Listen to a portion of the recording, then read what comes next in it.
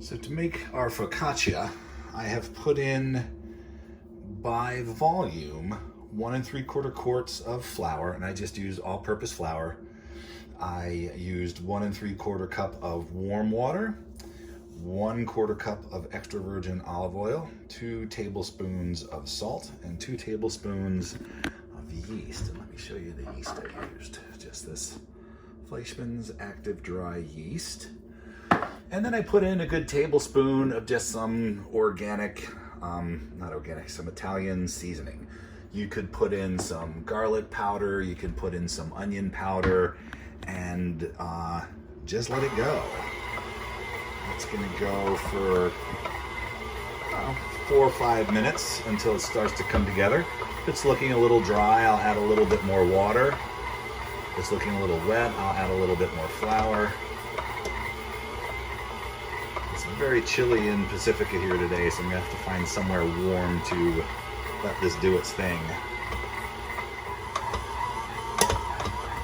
There you go. You can see after several minutes, that's probably been going for about 5 minutes, it all comes together into a nice little ball.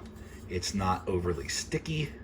It's not sticking to my finger. It's nice and kind of rips nicely. That's the gluten you can see developing there.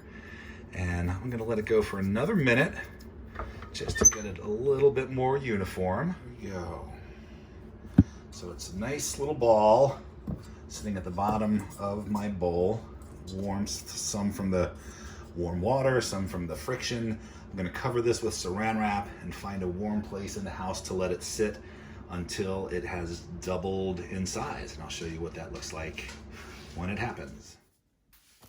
All right, so after about, it's been maybe 2 hours, a nice warm spot. You can see how much this has grown. It was, oh, it smells nice and yeasty. Sticking a little to the pan, that's okay. But it's at least doubled in size. So what I'm going to do, if you have a silk pad, you're certainly welcome to use that. I'm assuming most people will not. So I'm just going to do tin foil.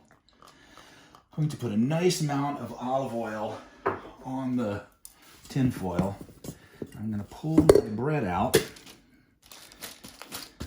Get a little olive oil on the top. And I'm going to stretch it. And you can see all these little strands, all these strands here. See if you can see them. Yeah, those strands, that's gluten. And what we mean by gluten is plastic and elastic. The plastic is the structure, but you see how when I stretch it, it wants to stretch back. That's the elasticity of the gluten strands. So what I'm going to do now is without ripping it, without forcing it, I'm just kind of nudging it to fill up the rectangle. If it gets to the point where if I pull it, it keeps snapping back and pulling it and keeps snapping back, I'm gonna cover it with saran wrap again, and I'm gonna let it sit for another, I don't know, 20, 25 minutes, depending again on how hot it is. It's very chilly here in Pacifica today. It might take up to an hour, but I will unwrap it after it's risen, stretch it out a little more, unwrap it, stretch it out a little more until it fills up the whole space without having to rip it. Now, let me see if I can touch this without getting oil all over my camera. All right, so after another hour or so, and again, that is based on size, not by totally on time, because it's very chilly here in Pacifica. I wanna look how nice and smooth that pulls towards the corners. I don't have to rip it, I don't have to push it. The gluten is really starting to relax. What I'm going to do, now that it's filling up the whole tray, I have my oven set for 425 degrees, and I'm going to make some nice dimples with my fingertips throughout the focaccia.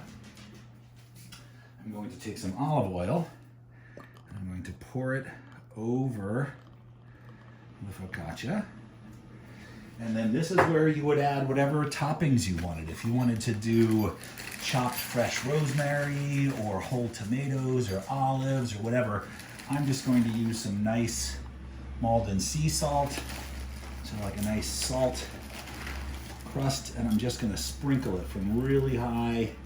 That probably wasn't even a teaspoon. So there'll be a little bit of salt crunch in every spot. I would love to put some olives on there, but I don't have any. Oh, my dog is scratching at the door. So what I'm going to do, I'm going to take this, I'm going to put this in the oven for 12 minutes, and then I will show you how we flip it over. All right, so I'm going to pull my focaccia out of the oven.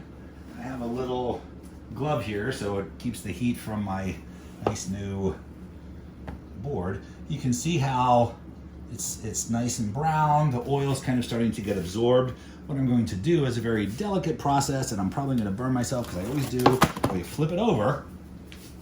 Then I'm going to pop this back in for another 2 minutes just so this white part gets a little bit darker. All right, so after another 2 minutes, I'm ready to pull my focaccia out. That looks gorgeous. It smells so good. Nice, you can hear that crackle. You can hear the sizzle over hopefully the sound of the dishwasher. But when you're cooking, you should smell, listen, hear my dog shaking her collar. I'm gonna let that sit for a good 15-20 minutes. You don't really want to cut into bread right when you take it out of the oven because it's still, the steam is still setting the gluten on the inside. It needs to rest in the same way that a good steak or a good roast needs to rest. Bread should rest for a good 15 minutes to half an hour after you take it out of the oven before you start cutting into it. So I will come back when that's done